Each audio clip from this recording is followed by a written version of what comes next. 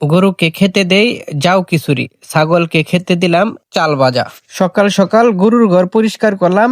বিদ্যুৎ নাই, তাই কষ্ট হলেও টিউবওয়েল চেপে গরুর জন্য পানি সংগ্রহ করলাম। গরুকে খাবার দেওয়ার পর টিউবওয়েল চেপেই ঘর ধুইতে হবে। আর এই কষ্টটা গ্রামের ছোট খামারিদের মাঝে মধ্যেই করতে হয়। ফজরের নামাজ শেষ করার পর থেকেই ছাগলের ডাকাডাকি শুরু। প্রতিদিনের মতোই ছাগলকে ওয়াইটিং এ রেখে গরুকে আগে খাবার দিয়ে থাকি। গরুকে দানাদার খাবার দেওয়ার পূর্বে তার প্রস্তুতি পূর্বক শুকনা খড় দিয়ে থাকি, কারণ শুকনা খড় দানাদার খাবারের পূর্বে খেলে গরুর হজম প্রক্রিয়া খুবই ভালো হয়। এই বিষয়টা সম্পূর্ণ বৈজ্ঞানিক এবং গবেষণা ভিত্তিক। গরুকে খালি পেটে দানাদার খাবার না দেওয়াই উত্তম। খড় খাওয়া সম্পূর্ণ হলে এখন গরুর দানাদার তথা যাও খিচুড়ি খাওয়ানোর প্রক্রিয়া।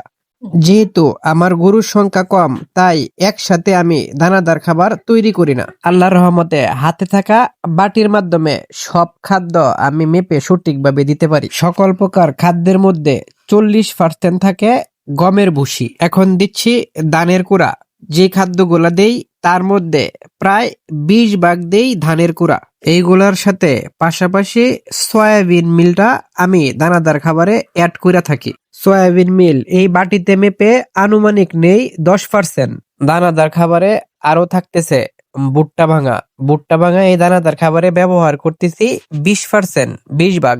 এই দানাদার খাবারে মাঝে মধ্যেই সরিষার খৈল ব্যবহার করে থাকি।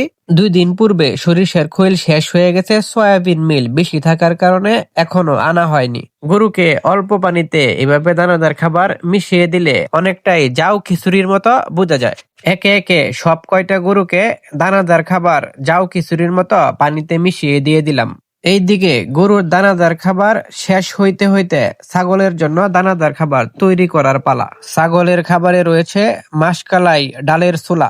ডালের ছোলার সাথে দিব সয়াবিন মিল। সয়াবিন মিলটা যদিও দামি খাবার, গরুর পাশাপাশি ছাগল পাললে অল্প অল্প করে ছাগলকে খাওয়ানো যায়। অল্প পরিমাণে দিলাম ধানের কুড়া। এইগুলা খাওয়ার জন্য দেখেন ছাগল কতটুকু অস্থির হয়ে যাচ্ছে। সরাসরি অনেক খামারি ভাইজান আমাকে জিজ্ঞেস করেন, রনি ভাই আমার ছাগলের রুচি নাই, আমার ছাগলের রুচি নাই। এই যে দেখেন ছাগল কতটুকু পাগল দানাদার খাবার গ্রহণ করার জন্য। পাশাপাশি এইগুলার সাথে ছাগলের সবচেয়ে গুরুত্বপূর্ণ খাবার গমের ভুসি ব্যবহার করতে হবে। সকল দানাদার খাবার একসাথে ভালোভাবে মিশ করে যখন শুকনা শুকনা ছাগলকে খেতে দেই, চাল ভাজার মতো শব্দ করে মজা করে ছাগলগুলা এগুলা খেয়ে নেয়।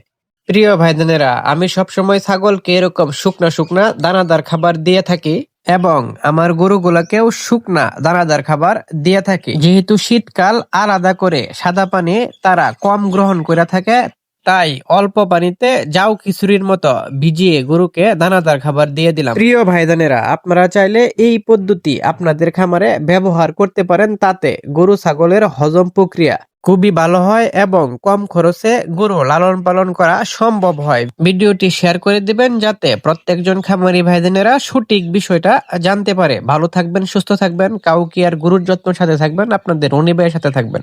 আসসালামু আলাইকুম ওয়া রাহমাতুল্লাহি ওয়া বারাকাতুহু।